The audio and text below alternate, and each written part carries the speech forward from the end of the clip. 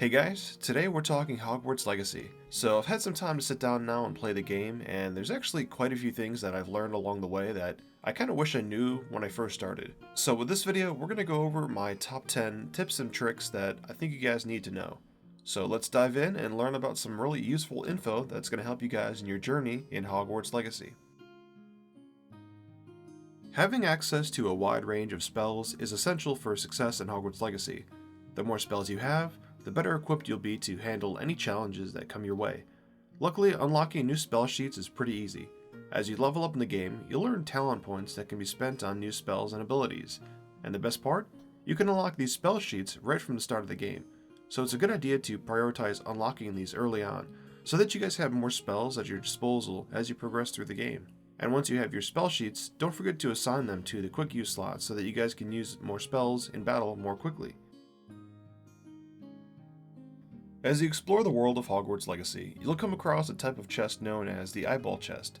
These large, ornate chests are filled with a bunch of gold, but there's a catch. If you get too close to the chest, it's going to lock itself down and you won't be able to loot it. So how do we get past this? Well, this is where the invisibility spell comes in handy. By casting the invisibility spell on yourself, you'll be able to get close enough to the chest to actually loot it without triggering the lock. You can also use the invisibility potion for the same effect. So if you see these eyeball chests while exploring, don't hesitate to use the invisibility spell or potion to get your hands on the gold inside. From what I found, these chests usually give me about 500 gold, and that's pretty consistent, so especially in the early games, that's a lot of gold, so be sure to take advantage of that.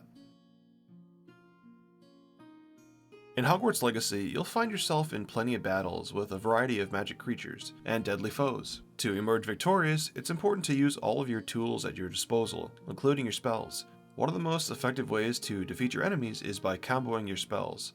When you're attacking your enemies, don't just spam your attack. Try to mix your different spells together to create powerful combinations that can stun your enemies or just deal bonus damage. These are much more effective than just auto-attacking. Try to experiment with different spell combinations to find ones that work best for you. As you play Hogwarts Legacy, you'll encounter various challenges and missions that you can complete for rewards. These rewards are primarily cosmetic items that can help you customize your character's appearance. And I'm kind of embarrassed to admit this, but I did not know you had to actually manually claim these in the challenge menu. So don't forget to check out the actual challenge screens regularly to claim these rewards as soon as you unlock them. As you explore the world of Hogwarts Legacy, you'll come across a variety of ingredients that you can gather for use in your potions or just other items in general. These ingredients can be found all over the place, from the forest to the castle grounds.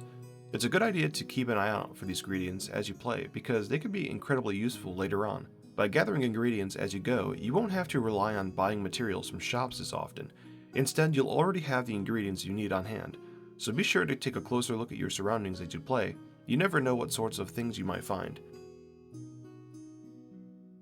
Once you unlock your Room of Remembrance, one of the first things you guys should probably do is buy a large potting plant. This may seem like an odd thing to focus on, but it's actually incredibly useful. The reason is that some plants in the game can only be placed in a large potting plant, and if you guys get one early on, you'll be able to grow any kind of plant that you come across as soon as you get them. This is a great way to ensure that you have all the ingredients you need for potions and other items. Plus, having a variety of plants in your inventory can make for some pretty awesome decor in your living quarters. So don't hesitate to buy one of these as soon as you guys can. So this next one is pretty in tangent with the potted plant, and it's about buying seeds. So one of the more important things to keep in mind in Hogwarts Legacy is that when you guys are trying to get ingredients for potions and things like that, it may seem faster to just buy the ingredients outright, like the plants and things like that, from the different vendors in the town, but they're actually pretty expensive. So what you want to do is you want to actually get the seeds for those plants. They're much cheaper than the actual plants, and you can just grow them indefinitely. By growing your own plants, you can ensure that you have a consistent supply of ingredients without having to constantly buy and purchase more. One of the biggest challenges in Hogwarts Legacy is managing your inventory space. You start off with pretty limited space, which can make it difficult to carry a bunch of items and ingredients that you need. Fortunately, there's a solution to this problem: the Merlin Trials. These are simple puzzle-solving challenges scattered throughout the world, and by completing them, you'll unlock more bag space. Now, this is a crucial step in ensuring that you have enough room in your inventory to carry everything you need. So be sure to keep an eye out for these Merlin trials and complete them as soon as possible. Your inventory will thank you. If you want to maximize the power of your spells and gear in Hogwarts Legacy, then you'll need to collect spell traits. These are valuable items that can be used to buff your gear and make your spells even stronger. The best place to find these spells, or traits, is by clearing out the bandit camps. Now, bandit camps are scattered throughout the world, and you'll just have to go through them and clear them out. But as you defeat them, you'll be rewarded with spell traits, along with some other valuable items in chests. So if you're looking to buff your gear and just get some really awesome traits, then bandit camps are the best way. But before we get to our last tip, I would just like to ask you guys that if you're enjoying my content so far, to please like this video and subscribe to my channel for more content like this in the future. So you'll probably notice that as you're running around the world, you'll notice that there's a bunch of doors that are locked. And in order to get through these locked doors, you actually need to gain the Alohomora spell. To get the spell, and then also the higher ranks of it, you need to talk to Gladwin Moon near the One-Eyed Witch passage in Hogwarts. He'll give you a quest chain that involves collecting demiguise statues scattered across the world.